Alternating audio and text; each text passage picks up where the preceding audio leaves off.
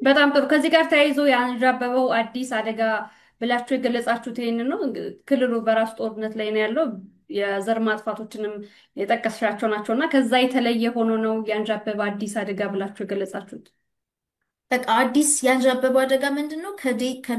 ከጦርነት ታክቲኩ በወጣ ሁኔታ ወለጋና መተከል ላይ ስናይ የነበረውን አይነት አገዳደሎች እ፣ ይኸውልሽ መልካም ከዚህ በፊት የራሱ የመከላከያ ኃይሎች ስለት አልተጠቀሙም ሲቪሊያኖች ላይ ያልኩ አይደለም። የተለያዩ ቪዲዮዎች ወጥተን አይተናል።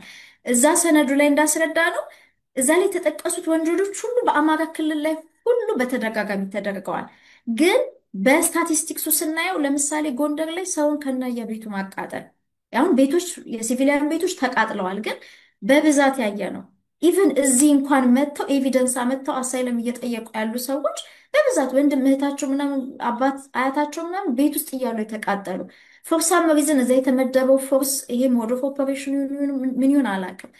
ጎጃም አካባቢ ሰዎችን እየጎተቱ ይህ እንግዲህ አሁን ሌላ ጋር አልተደረገ ማለት አይደለም፣ የሚበዛውን ነው የምነግርሽ። አሁን በምዕራዊም በሌላም ቦታዎች ያየ ነው። ከቤት እየጎተቱ ጋንዳውን እያደረጉ በየአስፋልት ላይ እየጣሉ መሄድ እ ሸዋ ወሎ ላይ ይሄ ሃይማኖት ቤተ ወለጋ ውስጥ ምናምን እንዳየ ነው። ላይክ ሃይማኖት አካባቢዎች ውስጥ እየገቡ ገዳማት፣ ዋሻዎች ማበላሸት፣ እዛ ውስጥ ያሉ ምዕመናንን መግደል ኢንክሉዲንግ ድሮንን ተጠቅሞ ንግስ ላይ ምናምን እየታየ ማለት ነው መስጊዶችን ከዛም ደግሞ በዛ ተነስቶ ይሄ እንግዲህ የልዩ ዞኑም እዛ አካባቢ መኖር ዲስኢንፎርሜሽን ለመፍጠር ስለሚመች ነው። ከዛም ተነስቶ ልክ ፋኖች ወይ ህዝቡ ራሱ ተነስቶ አንዱ ክርስቲያኑ ሙስሊሙ ላይ ሙስሊም ክርስቲያኑ ላይ የተነሳ በማስመሰል የሃይማኖት ግጭት እንዲፈጠር ለማድረግ መሞከር፣ ይሄ እንግዲህ በጣም በዝቶ የምናየው ነው በየቀጠናው። ነገር ግን ሁሉም ጋር ሴቶች ተደፍረዋል፣ ህፃናት ታፍነዋል። በብዛት ነው የሆነውን ነው የምነግርሽ። ሲቪሊያን በድሮን አታክ ታጣቂውን ኃይል ሳይሆን ሲቪሊያኖች ይሄ የአይዲፒ ቦታ የገበያ እነዚህ ነገሮች ናቸው የተመቱት። ስለዚህ እስካሁን የተሄደበት ጦርነት የዋራና አማራ የሚለው ኤፕሪል 2023 ጀምሮ እስካሁን የሄደው አልጋ ባልጋ ነው እያልን አይደለም። ኦልሬዲ ብዙ አሰቃቂ ነገሮች ተደርገዋል። ከዛም አልፎ ነው የኦሮሞ ልዩ ኃይል ዲፕሎይድ መሆን ከዛም ያለፈ ሰቆቃ ነው የሚያመጣው ነው አሁን ለምን የእነሱ ሞድ ኦፍ ደግሞ ኦፐሬሽን ኮምፕሊትሊ የባሰ የተለየ ነው። ለመደበቅም ራሱ እኮ ጥረት አያደርጉም የሚደረገውን ነገር። ወለጋ ላይ አይተሽ ከሆነ ብዙ ጊዜ አንቺም አባይም የተለያዩ ሰዎች ብዙ ሚዲያዎች የዘገቡት ጉዳይ ነው። ገና አታክ ማድረግ ሲጀምሩ ሌሊት ሰዎችን አርደው ቆራርጠው መንደር ውስጥ ሁሉ ዘርግተው ቪዲዮዎች እኮ አሉ። ለረዥም መንገድ የተገደሉ ሰዎች ራቁታቸውን ተቆራርጠው ጠዋት ተነስተው መንደር ውስጥ ሰዎች ያዩበት ኬስ ቪዲዮ እኮ አለን እኮ። እንዴት በጣም የሚያስፈራ እንደሆነ የሆነ እንዳያነሱም ደግሞ ያደርጓቸው ነበር። ከሞቱ በኋላም ለሁለት ለሶስት ቀን አይነሳም ነው። ኤግዛክትሊ ምንድነው ይሄ ሰውን የማስደንገጥ የማስፈራት ተረጋግቶ ቦታውን ጥሎ ሳይሄድ ወይ ካውንተር አታክ እንዳያደርግ ሳይሆን ምንድነው ወለጋ ላይ የሚያደርጉት ጥርግ ብለው ተነስተው ለቁርስና ለምሳ የሚበሉትን እንኳን ሳይይዙ ጫካ ነው የሚገቡት። ከዛ ጫካ ከገባ ውስጥ ምናልባት አዶ ነው ምን ያህሉ ነው ተንጠባጥቦ አማራ ክልል የሚደርሰው? አብዛኛው እዛው ያልቃል። ብዙዎች ደካማ ናቸው ኦልሬዲ እና ያን ኤግዛክት ሴም ቲንግ ነው እንግዲህ አሁን እዚህ ጋር እያየን ያለ ነው ማለት ነው። ስለዚህ የባሰ የነበረው ቀላል ሆኖ ሳይሆን ያ አዲስ ታክቲክ ይሄ እያስገቧቸው ያሉት በኋላ ደግሞ ምናልባት ወደ ልዩ ዞኑ አካባቢ የመግለጽ እድል ካለ ለምን የበለጠ አስቸጋሪ ግራውንድ እንደሚፈጥር እገልጸዋለሁ ማለት ነው። ግን አዲስ ትሬት የሆነበት ምክንያት የመጣው ኃይል ከመከላከያውም የባሰ መከላከያው ኢኖሰንት ሆኖ ሳይሆን ከዛም የባሰ አሰቃቂ ድርጊቶችን ሊፈጽም የሚችል ያን እንዲያደርግ ደግሞ የራሱ የሆነ ግራውንድ ወርክ እዛው ክልል ውስጥ ተደርጎ እየጠበቀው ስለሆነ ነው። እንደጠቀሽው እንግዲህ በስለት መግደል በተለይም በወለጋና በመተከል ነው ብዙ ጊዜ ያየ ነው እና አማራ ክልል መደገሙ ምንድን ነው የሚያሳየን? ለምንድን ነው ስለት መጠቀም የሚፈልጉት? ቅድም እንደተናገርነው ነው። በጥይት ኦልሬዲ ጦርነት ውስጥ ያለ ማህበረሰብ በተለይ በጥይት ተገሎ ሰው ያው በጣም ኦልሞስት ዲሴንሲታይዝድ ሆኖ ዲሴንሲታይዝድ ሆኗል። በቃ አዝነሽ ቀብረሽ አይዞ ነገ ነፃ እንወጣለን ብሎ የቀሩትን ታጋዮች አበረታቶ ነው የሚቀጥለው። አሁን ላይ ቶታሊ የስነ ልቦና መስበር በቃ ቶታሊ ጊቭ አፕ ባት ይሄንን ነገር ለረዥም ጊዜ የምታደርጊው አይደለም። ኢሚዲየትሊ በጣም ኤክስፖዝድ ይሆናል። ስለዚህ በአሁኑ ሰዓት ዓለም የአማራውን ጉዳይ በጣም እየተከታተለ አይደለም። ብዙ ጊዜ አይተሽ ከሆነ እንደዚህ አይነት ኦፐሬሽኖችን ናት ኦንሊ አሁን አማራ ክልል ላይ እዚህ የተጀመረውን ሳይሆን ወለጋ መተከልም ስታይ በብዛት ወይ የፓለስታይን ኬዝ ወይ የዩክሬን ኬዝ የሆነ ዓለም ላይ ፍሌር ሲያደርግ ነው። ከዛ አት ደ ሴም ታይም ደግሞ ሳምሃው አብይም ሀገር ውስጥ እንዳይሆን ይደረግ ነበረ። ትዝ ይልሽ እንደሆነ ዳይሬክት ኮማንደር ኢን ቺፉ ስለሆነ የጦሩ እሱ ግንኙነት ሪስፖንሲቢሊቲ ቱ ፕሮቴክት የሚለው የ- የመንግስት ዕዳ ነው። ሲቪሊያንስን ፕሮቴክት ማድረግ ሞኖፖሊ ኦፍ ቫዮለንስ የሚባለው ማለት ነው። ታጥቆ በፊት ለፊት ሌጋል የመንቀሳቀስ መብት ያለው መንግስት ነው። ስለዚህ ኢቨን ኢፍ እሱ መንግስት እንኳን አታኩም ባያደርግ ሲቪሊያንን ፕሮቴክት የማድረግ ታክሱን የሚወስደው ይህን ሁሉ ብድር በኢትዮጵያ ስም የሚወስደው እኮ ሪስፖንሲቢሊቲ ቱ ፕሮቴክት ስላለበት ነው። ያን ማድረግ ካልቻለ በሌላው ማሳበብ የሚችለው ያው ድሮ እንደሚደረገው በሽመልስ ክሊክ ባዳነች ምናምን እየተሳበበ የሚሄደው ወይ በጦሩ በአካባቢው ዞር ስትይ ነው። እና በተቀናጀ ሁኔታ ኃላፊነትን ላለመወጣት በነገሩ ላለመከሰስ ተቀናጅቶ የሚደረግ ነው። እና አሁንም አማራ ክልል ላይ እየተደረገ ያለውን አታካይቶች ከሆነ ዓለም ላይ ምን እየተካሄደ ነው? ከፍተኛ የሆነ ፓወር ሽፍት አለ። በተለይ የራይት ዊንግ እና የሌፍት ዊንግ፣ የዩክሬን ሲቹዌሽን፣ የጋዛ ሲቹዌሽን፣ የኢራን ሲቹዌሽን፣ እነዚህ ሁሉ በጣም ሰው ፎከስድ ሆኖ ኖት ኦንሊ ኢትዮጵያ ላይ አፍሪካ ላይ በደንብ ፎከስ እየተደረገ ነገር አይደለም ዓለም ላይ ራሱ እና በዚህ ጊዜ በአጭር ጊዜ ውስጥ ከፍተኛ ጭፍጨፋ አድርጎ ይሄንን የእምቢተኝነት መንፈስ አጥፍቶ ይሄንን ምክንያቱም አሁን እኮ ክሪቲካል ታይም ነው። ህዝቡ መንግስትን እንደ መንግስት ማየት አቁሟል። መንግስቴ ፋኖ ነው ብሏል።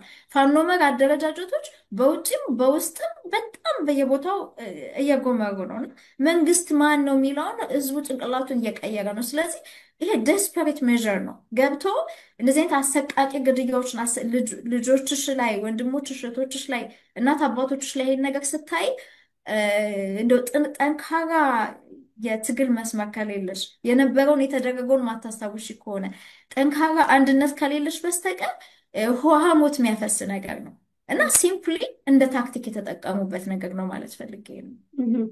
ቅድምም ማስተሻል የኦሮሞ ብሔረሰብ ልዩ ዞን በአማራ ክልል ውስጥ ያለውና ሰነዱ ጋር ተገልጿል። የጥቃት ማዕከል ነው ብላችሁታልና ከምን አንጻር ነው እሱን ያላችሁት?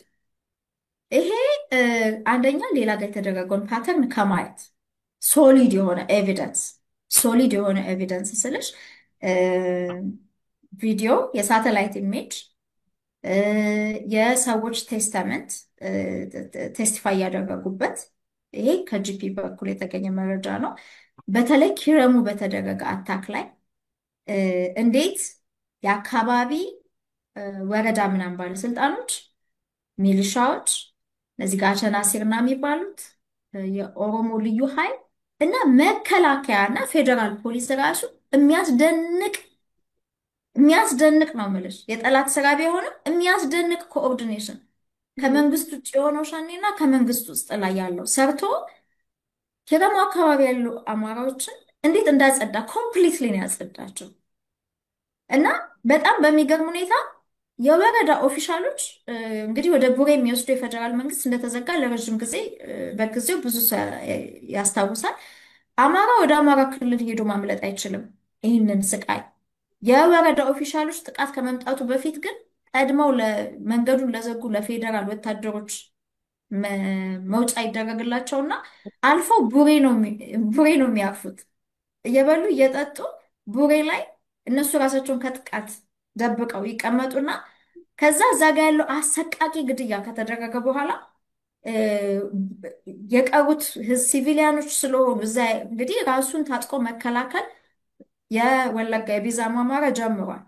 ያንን ፕሮቴክት ማድረግ ስላለባቸው ህዝብ መሀል ስለሆኑ አታክ ማድረግ ስለማይችሉ መጥተው መንካት መንደር ላይ ስለማይችሉ የራሳቸው ልጆች እንኳን ፕሮቴክት ሊያደርጓቸው በማይችሉበት ሁኔታ ቀጥታ ወደ ጫካ ነው የገቡት።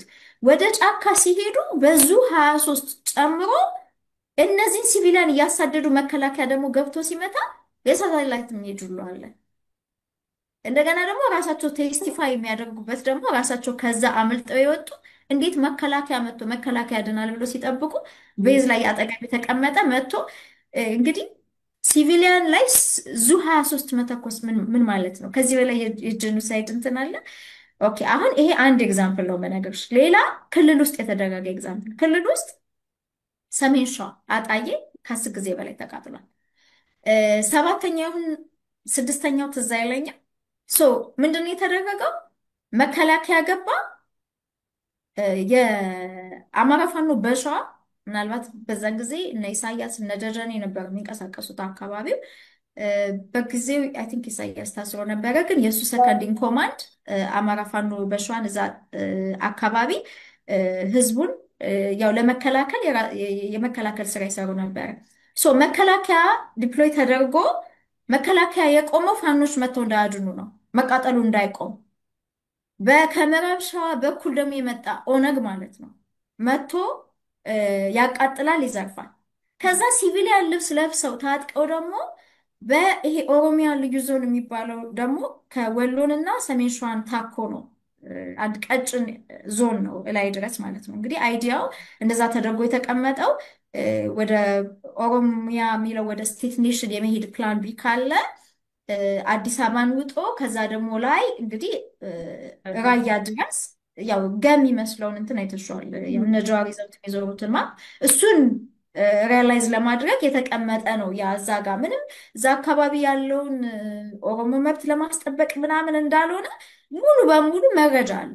ምክንያቱም እዛ የኦሮሞ ብሔረሰብ ልዩ ዞን የሚባለው ላይ ያሉ ኦሮሞዎች አይደሉም ስልጣኑን የያዙት በጣም ስራ የሚቀጠሉት ስራ የክፍተት ስራ ቦታ የሚተዋወቅ የት ነው? ወለጋ፣ አርሲና ጅማ ነው ለኦሮሚያ ልዩ ብሔረሰብ ማለት ነው።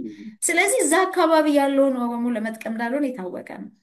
በአሁንም በፎቶ በፒክቸሮች በቪዲዮዎች የተዘገበ ማለት ነው። የአካባቢው ማህበረሰብ አስተዳደር ጥይት አስታጥቆ ከአካባቢው ፖሊስ ግምጃ ቤት ይሁን ምን አይነት አክሰስ እንዳላቸው ባናቅም እነዚህን ሲቪሊያን የለበሱ የሸኔ ኦፐሬቲቮች አስታጥቆ ይሄ ሲቃጠል ልከው ያንን ሪታሌት አድርገው ሲመልሱ ፋኖች የኦሮሚያ ልዩ ብሔረሰብ ኦሮሞችን ገደሉ የሚል ዲስኢንፎርሜሽን ተሰርቶ መረጃ አለ። ሶ ኢንስቲጌት ሲደረግ ሰፖርት አድርጎ የሚመጣው ከዛ አካባቢ ተዘጋጅቶ የሚጠብቅ ኃይል አለ። የሚያስታጥቀው ደግሞ የአማራ ክልል ሕዝብ በሚከፍለው ታክስ ከዛም ተመልሶ በጀት ሲመደብለት እንደ አንዱ የአማራ ክልል አስተዳደር ስለሆነ በጀት ተመድቦለት በዛ በጀት ነው እንግዲህ አጣዬን የሚያቃጥሉ ሰዎች ታጥቀው የሚመጡት። ኖት ኦንሊ ዳት ያ ምልክት እንዳይገኝ አምቡላንስ እየተከተለ መከላከያ አክቲቭሊ በዛ ጋር ስቲል ያ የሚጫወቱት ጨዋታ ነበረ። ኦሮሞ እንቅስቃሴ ውስጥ ያሉ ጽንፈኛ ኃይሎች ናቸው እንጂ አብይ አይደለም የሚለውን ነገር። ስለዚህ መከላከያ እዛ ጋር ያደርግ የነበረው ምንድን ነው? አቃጥለው ሲወጡ ሲመለሱ አጸፋ የወሰደባቸውን የፋና ኃይሎች አጸፋ የወሰዱባቸውን የኦነግ ኦፐሬቲቮች ምክንያት ምስክር ኤቪደንስ እንዳይገኝ አስክሬን እያነሱ በአምቡላንስ እየሰበሰቡ ይደብቁ ነበር። ይህን የሚያደርገው ደግሞ መከላከያ ነው። ሶ ኢትስ ኤክስትሪም የሆነ ኮኦርዲኔሽን ነው። የዛ ኮኦርዲኔሽን ግማሹ አካል የመጣው ከኦሮሞ ክልል በጀት ወይም ከመከላከያ የሰው ኃይል ብቻ ሳይሆን ከራሱ ከአማራ ክልል በጀት የሚጠቀም የኦሮሞ ልዩ ብሔረሰብ ልዩ ዞን ከሚባል ስፔሻል ዞን ውስጥ ከወጣ ኬዝ ነው። ዳትስ ናት ኦንሊ ታይም ህወሓት ወደ ደብረ ሲና በዘለቀበት ጊዜ ላስት ሚኒት ላይ ጊዜያዊ ይሁን ፐርማነንት ባይታወቅም አላያንስ ፈጥረው ነበረ ከኦኤልኤ ላይ። በነገራችን ላይ አላያንሱ ኢሚዲየትሊ ነው የተበተነው። ተመልሰው ወደ ትግራይ በሚመለሱበት ጊዜ አይ ቲንክ ራሳቸውን ተገዳድለዋል። ሀይቅ ላይ ይሁን ጃራ ላይ ባላስታውስም ማለት ነው። በዛ በአጭር አላያንስ ጊዜ ሙሉ በሙሉ ኦሮሚያ ልዩ ዞን ውስጥ ይሰለጥን የነበረ የኦነግ ኃይል ሰሜን ሸዋ ላይ ሲያጠቃ ህወሓት ደግሞ ዋግምራ ላይ ጻታ ላይ ያጠቃ ነበረ። በሁለት ቀን ልዩነት ኮኦርዲኔትድ ሆኖ ማለት ነው። ህዝቡ በሶስት ኃይል ነበረ እዛ ጋር የሚመታው ማለት ነው። አንደኛ ከድሮን በስህተት ነው እየተባለ ህወሓትን መታን እያሉ ሸዋ ላይ ፋኖን ይመቱ ነበረ በድሮን። ይሄ በጅምላ የተቀበሩበት ፋኖቹ አንድ አይነት ልብስ ሁሉ ልበሱ ተብለው ለመምታት እንዲመች በጅምላ የተቀበሩበት ማርክ የተደረገ ቦታ አለዋለ። ከዛ ጻታ ላይ ያለውን አማራ ህወሓት ይመታ ነበረ። ከልዩ ዞኑ ዲፕሎይ የተደረገ የኦነግ ኃይል ደግሞ አጣዬን ያቃጥል ነበረ። ያው እንደምታስታውሱት እንደውም አይ ቲንክ ሚኒሊክ ቲቪ ላይ ይመስለኛል ቀርቦ ነበረ። በእነ ህይወታቸው የተቃጠሉ እናት መጥተው እንኳን ሲናገሩ ያ የተደረገው በኮምፕሊት ኮኦርዲኔሽን ነው። ኢቭን አጌንስት ሁለት ጦርነት ላይ ያሉ ኃይሎች አማራ የመሀል ጠላት ሲሆን እንዴት ከሁለት ሳይድ እንደሚመቱት ነው የሚያሳይሽ። እና ይሄ ሶሊድ መረጃ ያለው ኤሪያል ፎቶዎች አሉ። ኦሮሚያ ልዩ ዞን ላይ ኦነግ ሲያሰለጥን ኦፊሻል የኦነግ ኦፊስ ተከፍቶ ያለበት ሁኔታ አለ። ስለዚህ ብዙ ፓተርኖች ብዙ ኢንዲኬሽኖች ኦልሬዲ ከክልል ውጭ የተደረጉትንም ትራንስፈር አድርገን ማስተያየት ብንችልም ራሱ ይሄ ልዩ ዞን ነኝ በሚል ከቨር የተቀመጠው አንቲ አማራ ኃይል የሰራቸው ኦፐሬሽኖች ደግሞ አንቲ አማራ ኦፐሬሽኖች ደግሞ አሉ ማለት ነው። በሰሜኑ ጦርነትም ጊዜ ከዛ በፊትም አሁን ከዛ በኋላ እህም።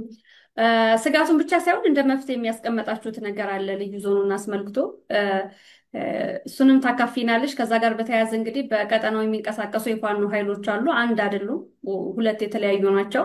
እ፣ ያው በመሀላቸው ያለውም ነገር ይታወቃልና ከመጣው ከአንዣበባው አደጋ አንጻር እነዚህ የፋኖ ኃይሎች በምን አይነት መልኩ አደጋውን መመከት አለባቸው? እሺ፣ አመሰግናለሁ። ያው እንግዲህ ኦብቪየስሊ ዌር አት ዋር ነው የሚባለው አይደለም። ምንድን ነው ላይክ ሲቪሊያንም ገለው እነሱም ገጥመን የለ ይላሉ። ፋኖም ገጥመን የለ እያለ ነው። ግን የሆነ አብሶሉት የሆነ ሞኝነት ነው የጠላት ስትራክቸር መሀልሽ አስቀምጠሽ አሸንፋለሁ ማለት። ምክንያቱም ዋናው ትልቁ ጎል ሀገረ መንግስቱን ጠቅላላ መረከብ ነው፣ የኢትዮጵያን ማለት ነው። ይሄ ሌላ ማለት ያውን ፋኖ ስልጣን አይፈልግም ምናምን ለማለት ሳይሆን የስልጣን ጥማት አስነስቶት አይደለም ወደዚህ የመጣው ፋኖ ይሄንን ስርዓታዊ ዘር ጭፍጨፋ ለማስቆም ነው። ይሄ ስርዓታዊ ዘር ጭፍጨፋ ደግሞ ሊቆም የሚችለው ኢትዮጵያ ወደፊት አንድ ሆና ቀጠለችም አልቀጠለችም ኢትዮጵያን የሚገዛው አካል በህዝብ ፍቃድ ማንም ሆነም አልሆነ ሁለት ነገሮች ካልተደረጉ በስተቀር አማራ እንደ ህዝብ መቀጠል አይችልም እዛ ቀጠና ላይ። አንደኛው ፍትህ መድረስ አለበት ወደፊታችን ምንም ቢሆን ማለት ነው። ሁለተኛው ደግሞ ለ35 ዓመት በላይ የተደረገው ጸረ አማራ ጥላቻ እንደ ኢትዮጵያ አብረን ቀጠልንም አልቀጠልንም ነው የምልሽ። ሶስት ኔሽን ስቴትም እነሱ እንደሚያስቡት ሲቪል ዋር አስነስተው እኛም ማንገዛው ከሆነ ብንበታተን ይሻላል የሚል አይዲያ ስለሆነ ፕላን ቢያላቸው ሁለት ኔሽን ስቴትም አድርገው ለመቀጠል ኢትዮጵያን አስበው ቢሆን እንደ አንድም ደግሞ ብንቀጥል ዋትኤቨር ደ ኬስ ይህን ያህል የአገሪቱ ስም መቀየር አለመቀየር አይደለም። ይህን ያህል ጥላቻ ተተክሎ አጌንስት አንድ ህዝብ ወደፊቱ ጥሩ ሊሆን አይችልም። ስለዚህ ወደፊቱ ምንም ቢሆን ጠቅላላ ይሄ ጥላቻ የተተከለበትን ቦታ ተቆጣጥሮ ፋኖ ዲፕሮግራም ማድረግ አለበት ለተወሰነ ዓመት።